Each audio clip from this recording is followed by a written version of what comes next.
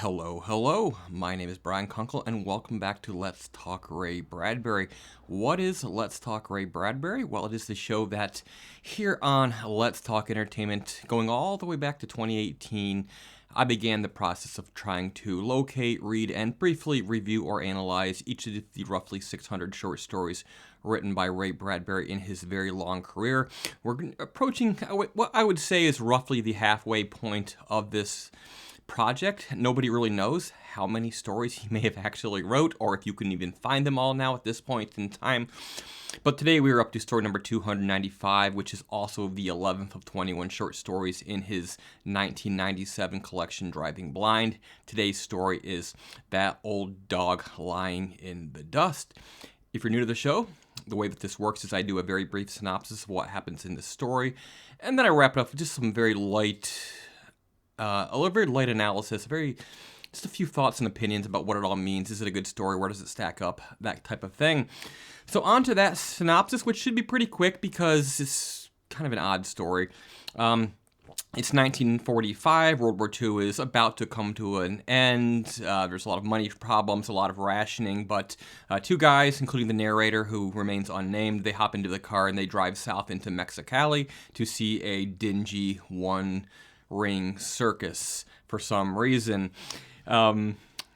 He remarks sort of in passing that he's never been back to this place in the years since. He doesn't really have the heart to go back because he's heard that it's sort of grown up and become very, very different.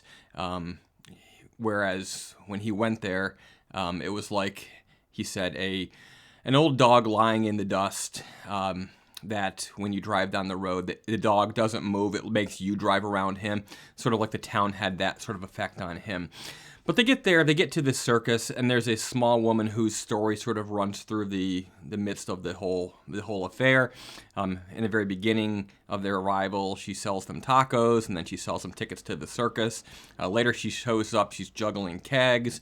Next time they see her, she's riding what sounds like some sort of mechanical camel, which just pretty much falls apart during the course of the operation.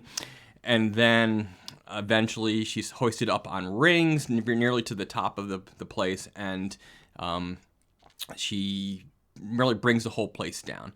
And that's sort of the last time they see her until they leave to go to the doors. But before it all comes to an end, there's a event or an act featuring a lion tamer and a lion, but the lion is so worn out and his anger is completely spent, and he's skinny, and you can see his ribs, and he's missing teeth and all that, to the point where when a small child sort of wanders into the ring, he doesn't even harm the child. It's like that pathetic.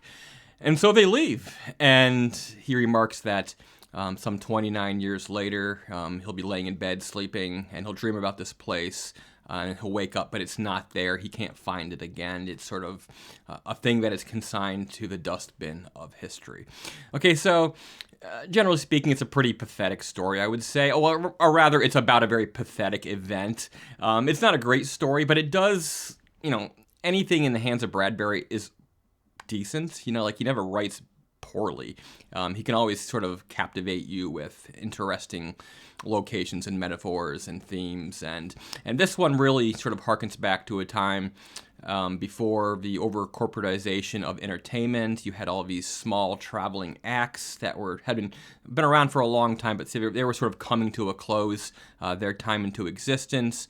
And so there's this feeling that where that part of Mexico, I guess, is now sort of resort towns. There was a time when it used to be the old circus sideshow, and you put in your 50 cents or whatever the cost was, and you got a weird experience that you never know what was going to go wrong, what was going to go right, how good or bad it was going to be.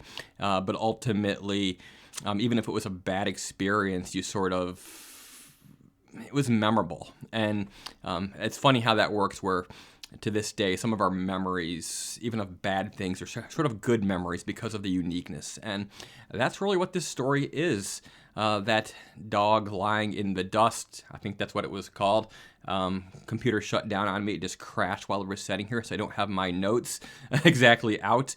But as far as the stories go in this collection, it's sort of the throwaway one, I would say.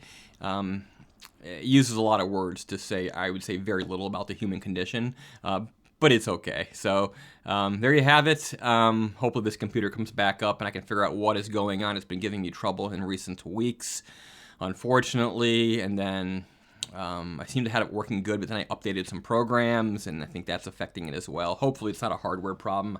Hopefully I can get to the bottom of this before long, but there you have it.